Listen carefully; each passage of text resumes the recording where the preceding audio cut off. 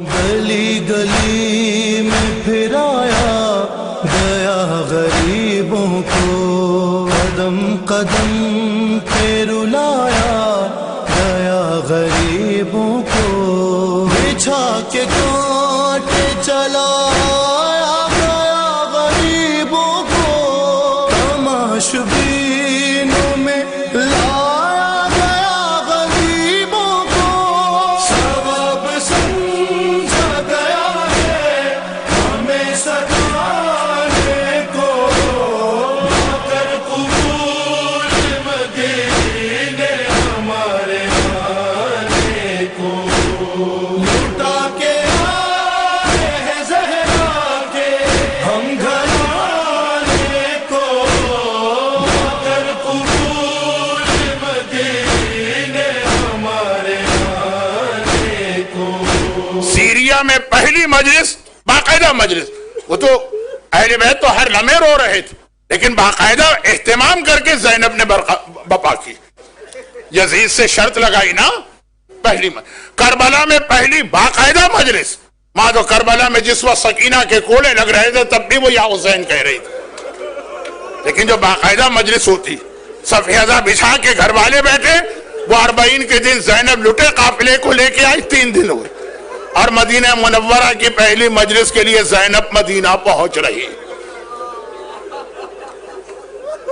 رسول مدینہ پہنچے، یہ مجلس کا شروع جملہ تھا، زینب مدینہ پہنچی، یہ آخری جملہ۔ ایک بار کربلا سے 3 دن کے بعد یہ قافلہ چلا اور شہر مدینہ کی دیواریں نظر آئیں، ام کلثوم کی زبان پہ بے اختیار فریاد آ گئی، مدینہ تو جدنا لا تقبلینا، نانا کے مدینہ اب ہمیں قبول نہ کرنا، ہم تیرے اندر آنے کے قابل نہ رہے۔ کلثوم تو فریاد کر رہی ہے اور زینب جلال کی عالم میں سجاد سے مخاطب ہوتی ہیں، سجاد اب زینب شہر مدینہ میں نہیں جائے گی، ساری زندگی شہر کے باہر یہیں بیٹھ کر مجاور بن کے گزاروں گی۔ آج بھی مدینے میں وہ جگہ ہے، اگرچہ مدینہ بہت بڑھ گیا۔ سجاد امام ہے، سجاد امام وقت ہے، سجاد امام زمانہ، ہر ایک کو حکم دے سکتا ہے اور دیتا ہے۔ زینب کبریٰ کو کبھی کوئی حکم نہیں دیتے، زینب نے جو کہا امامت سر جھکا کے زینب کی خواہش پورا کرتی ہے۔ شام سے قافلہ چلا تھا، زینب نے کہا سجاد پہلے زندان شام میں اونٹ جائیں گے، سجاد نے اونٹوں کا رخ پھیر دیا۔ چلتے چلتے وہ جگہ آئی جہاں سے 2 سڑکیں جا رہی تھی، ایک مدینہ ایک کربلا۔ زینب نے کہا سجاد میں مدینہ نہیں جاؤں گی، کربلا جاؤں گی، سجاد نے قافلے کا رخ پھیر دیا۔ اور آج زینب نے، کلثوم تو ماتم کر رہی، زینب نے سجاد کو بلایا، کہا سجاد اب میں شہر میں جانے کے قابل نہ رہی، ساری زندگی شہر کے باہر یہیں رہوں گی، خیمے یہاں لگا دیے جا۔ اب زینب کی زندگی خیموں میں گزرے گی۔ سجاد زینب ہے، رباب تھی تو سجاد نے امام کے طور پہ حکم دیا تھا، یہ زینب ہے، حکم دیا اونٹ بٹھا لیے جائیں، خیمے لگا دیے جائیں، اور ہر بیوی اس طرح خیمے میں گئی جیسے اب ساری زندگی یہی رہنا۔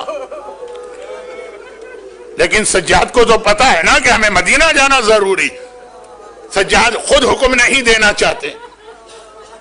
ایک ہی طریقہ سمجھ میں آ رہا، اگر یہ جملہ توہین امام نہ، خاندان کے اگر بزرگ آ جائیں گے ان کو زینب انکار نہیں کر سکتی، مجھ سے تو کہہ سکتی ہے نا، لیکن اگر عباس کی ماں ام البنین آ کے کہے زینب بیٹی،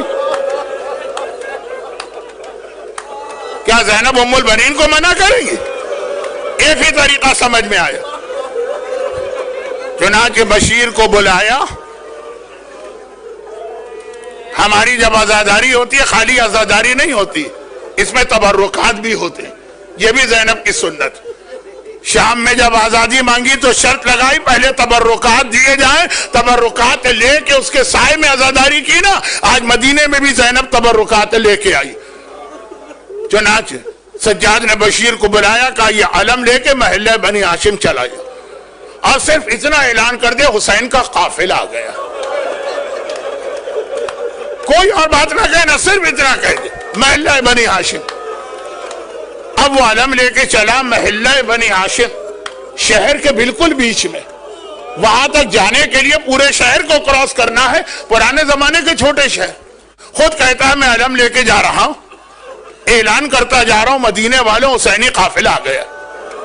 ایک جگہ پہ کچھ نوجوان کھڑے باتیں کر رہے تھے، رک گئے، میرے اعلان کو سنا، اور پھر ایک دوسرے سے کہنے لگے جلدی چلو، ہمارا دوست علی اکبر بھی واپس آ گیا۔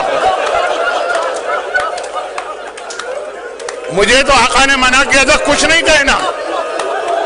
وہ نوجوان علی اکبر کی زیارت کو چلے، میں محلہ بنی ہاشم کے بیچ میں آ گیا، اور ایک بار میں نے محلہ بنی ہاشم کے درمیان علم اپنے ہاتھ میں لیا اور آواز دی، اے محلے کے رہنے والوں، حسینی قافلہ آ گیا۔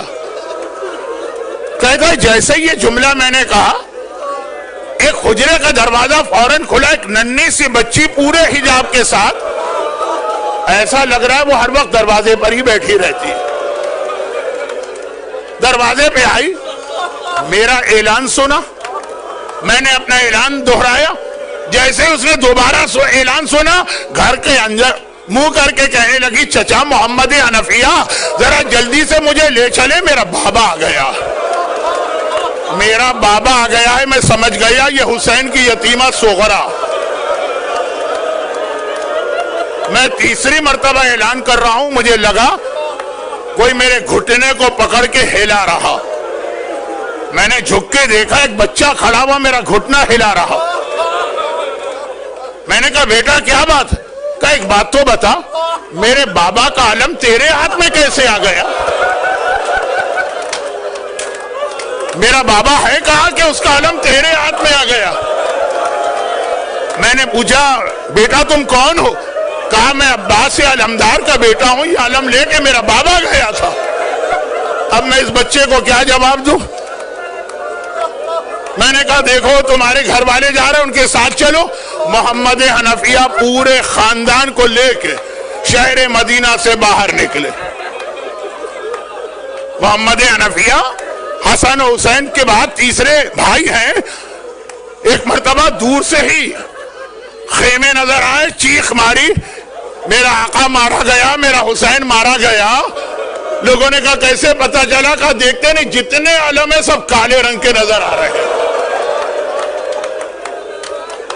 اب قافلے میں پہنچے، کہا بس اتنا بتا دو میری بہن زینب کہاں؟ لوگوں نے کہا وہ خیمہ زینب کا۔ وہ گئے اس خیمے میں، لیکن وہ خیمہ زینب کا تو نہیں نکلا، وہ وہاں تو کوئی بہت ہی ضعیفہ خاتون بیٹھی تھی۔ گھبرا کے واپس آئے، کہا ضعیفہ معاف کر دیجئے، میں تو اپنی بہن زینب کا خیمہ سمجھ کے آیا تھا۔ اور وہ ضعیفہ فریاد کرتی ہیں، بھائی محمد حنفیہ یہ کون سا دن آ گیا جو بھائی بہن کو نہیں پہچان رہا؟ انا زینب، انا زینب، انا زینب، میں ہی تو زینب ہوں۔ اور یہ جو سنا تو تڑپ کے کہا شہزادی آپ کی یہ حالت ہے؟ ارے میرا بھتیجا سجاد کہاں ہے؟ کہا کہ وہ خیموں کے باہر نظر آئے گا، باہر نکلے، چاروں طرف ڈھونڈ رہے ہیں، 24 سال کا کوئی جوان نظر آئے، وہاں تو کوئی جوان نظر نہیں آ رہا۔ ہاں ایک 70-75 سال کا بہت بوڑھا آدمی، سر کے بال سفید، داڑھی کے بال سفید، بھووں کے بال سفید، چہرے پہ جھریاں ہیں، کمر جھکی ہوئی۔ آخر مجبوراً اسی کے پاس گئے، کہا کہ اے مرد ضعیف، وہ محمد حنفیہ سے بھی بڑا، میں اپنے بھتیجے، جوان بھتیجے سجاد کو ڈھونڈ رہا ہوں، میرا بھتیجا کہاں؟ ارے وہ کہتا ہے انا علی ابن الحسین، چچا محمد حنفیہ، میں ہی تو آپ کا بھتیجا ہوں۔ میں نے گھبرا کے گلے سے لگایا، ادھر گلے سے لگایا، سجاد فریاد کرنے لگے، چچا ذرا آہستہ، ذرا آہستہ۔ میں نے کہا بیٹا کیا بات ہے؟ کہا چچا 1 سال تک جو خاردار توق گلے میں رہا تھا نا، اس کا زخم اب تک موجود ہے۔ محمد حنفیہ کہتے ہیں سجاد بیٹا یہ تیری کیا حالت ہو گئی ہے؟ سجاد نے کیا کہا؟ بس ایک لفظ کہا چچا الشام الشام الشام. جوانی میں بوڑھا کربلا کے مصائب نے نہیں کیا ہے، وہ شام کے مصائب. آخری 2-3 جملے. زینب نے ایک عجیب منظر دیکھا. خاندان کی ساری بزرگ خواتین آئیں. نانی ام سلمہ ہیں، پھوپھی ام ہانی ہے، ماں ام البنین ہے، ساری خواتین آئی ہیں. صغرا بھی آئی ہے. اب باقی عورتیں تو آگے زینب کو پرسا بھی دے رہی، اب باتیں بھی کر رہی ہیں. صغرا نہ کہیں رک رہی ہے نہ کسی سے بات کر رہی. وہ ایک عجیب کام کرتی. پہلے رباب کے پاس گئی، گود میں جھانک کے دیکھا. پھر آگے بڑھی فروا کے پاس، پھر آگے بڑھی لیلا کے پاس، پھر آگے بڑھی فاطمہ کبریٰ کے پاس، پھر آگے بڑھی کلثوم کے پاس. زینب نے کہا صغرا بیٹی یہ کیا کر رہی ہے؟ ہر ایک کی گود میں جھانک کے کیا دیکھ رہی ہے؟ کہا پھوپھی اماں مجھے کچھ نہیں پوچھنا، مجھے پتا ہے میرا سارا گھرانہ مارا گیا، اب میرا اصغر بھیا تو زندہ ہوگا نا. اصغر کا کلیجے سے لگا کے ایک مرتبہ. آئے زینب کیسے بتائے صغرا تیرا اصغر تو بابا کی گردن میں 3 بھال کے تیر سے شہید ہوا. اور ادھر ام ہانی پھوپھی، ام سلمہ نانی، ام البنین ماں. زینب بیٹی شہر سے باہر نہیں، تمہیں ہمارے ساتھ محلہ بنی ہاشم چل. اب زینب کچھ نہ بولی. ایک بار محلہ بنی ہاشم پہنچی لیکن کہا ایک بات میری مان لیجیے، میں پہلے گھر نہیں جاؤں گی، پہلے نانا کی قبر پہ سلام کرنے جاؤں گی. ساری مسجد خالی کرائی گئی، سارے مرد نکالے گئے، مسجد بند ہوئی. زینب نانا کی قبر پہ پہنچی، کہا نانا اپنی نواسی کا سلام تو لے لے، اور یہ بھی دیکھ لے تیری نواسی، تیری امت نے ہمیں تحفے کیا دیے ہیں وہ لے کے آئی ہے. یہ کہے کہ ایک مرتبہ کرتا نکال کے قبر رسول پہ پھیلایا. قبر رسول سے چیخ چیخ کے رونے کی آواز آنے لگی. کہا نانا تو نے پہچان لیا یہ میرے حسین کا وہ کرتا ہے؟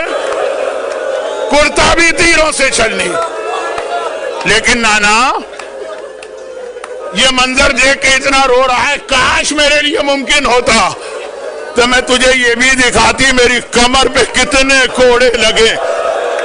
تیری زینب کوڑے کھاتے کھاتے پورے راستے گئی ہے.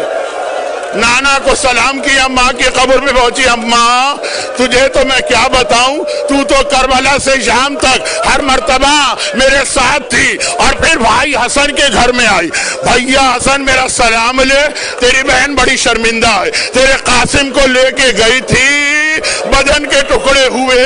زینب ہر ایک کو سلام کر رہی ہے. آئیے ہم بھی سلام کریں انہیں کربلا کے خاک نشینوں پہ. ہمارا سلام بھی ہو، ہم سوگواروں کا سلام، سلام خاک نشینوں پہ سوگواروں.